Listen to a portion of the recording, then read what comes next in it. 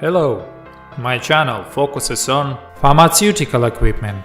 Our equipment catalog and main website are called Minipress.ru. We use a legal entity registered in Moscow to work with our clients. We accept payment for the equipment and services connected with searching for the equipment to our account in Moscow. We present ourselves as a Russian company with offices in Moscow and Minsk. Our specialists will choose equipment for cream and ointment manufacture for you. Our catalog describes model of homogenizers, dispensers for liquids and viscose materials, equipment for exact dosing of creams and ointments, various stainless steel tanks from China, equipment for tubes filling and selling, automatic and bench tube filling machines. In fact, we have the largest in Russia multi-language catalog of pharmaceutical equipment with photos, descriptions and, what is more important, with prices and video demonstration of the equipment in operation.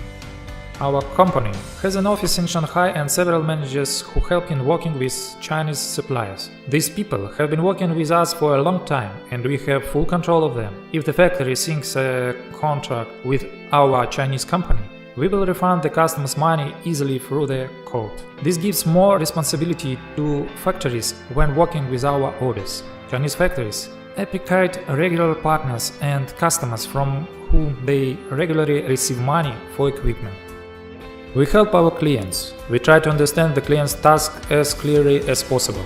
When start working to minimize the risks of buying equipment that will be non-operational. Our task is to give an option of the equipment that will solve the client's problems.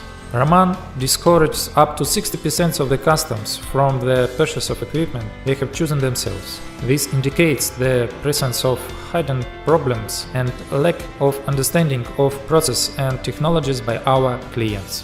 Thanks for your interest in my channel. I make new videos every day. Write your questions in the comments and thank you for your likes under the video.